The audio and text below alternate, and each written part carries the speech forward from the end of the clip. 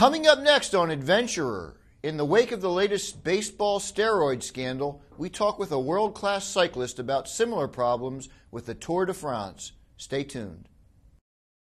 Welcome to Adventurer, the show with guests who truly push their lives to the limits. No talking heads here, just the real deals. I'm your host, Jim Clash.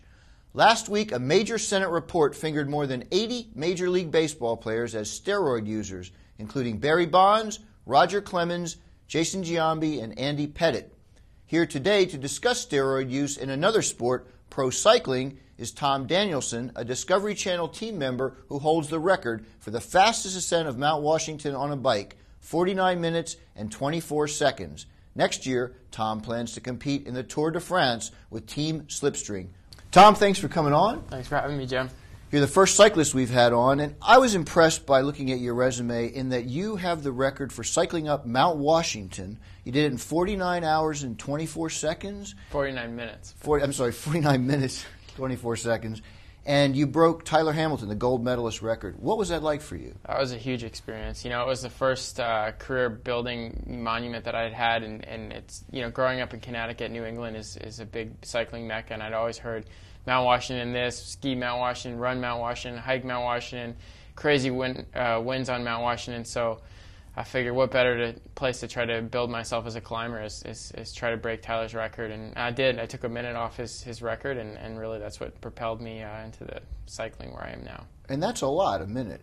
Yeah, in a 49-minute time trial, 1 minute is a bigger percentage than it sounds. Now, we have to, of course, talk about the doping scandal in professional cycle riding. And, I mean, what are your thoughts? Are you guys cleaning up the sport? Absolutely. I mean, I think the best way to rephrase, you know, doping scandal is really the cleansing of cycling in general. And I think ultimately it's leading the cleansing of professional sports. And I think cycling is really leading the way and the charge in making sure that professional athletics are clean and healthy for our youth and for our future. So, you know, being part of Slipstream in 08 and 09 is a really exciting experience for me because I get to, you know, take part in that movement to produce, you know, transparent and dream-making experiences on the bike. I've always dreamed of representing America in the Tour de France, which I'll do this year. I've always dreamed of representing Colorado, and I'm a Colorado resident on a Colorado-based team in the Tour de France, and now I'm really excited to represent the clean and positive movement for a great future sport at the Tour de France with Slipstream. And, of course, you just got done with racing with Discovery Channel last year. I got to ask you this. I'm not a professional cyclist, and I don't watch that much of it except for the Tour de France. But I always thought, is there any way that Floyd Landis was somebody dumped something into one of his drinks or his food or something? Because it just seemed ridiculous that he tested positive in that one time when it didn't seem whether it would have enhanced his performance. Yeah, you know, as a cyclist, as a fellow cyclist, it doesn't make any sense to me. But I think we're definitely moving the direction for a clean sport, and I think that, you know, it's out there that, you know, don't make any mistakes, don't take any chances. But somebody could have spiked his drink. In theory, it's possible, for sure. Yeah. I mean, you know, as an athlete, you know, you don't want to hear people are doping, and you don't want to hear people or the testing protocols are faulty, and you don't want to hear people are spiking drinks. So right now, it's best maybe to cover your ears and just keep moving on and focusing on performing the best you can on your bike.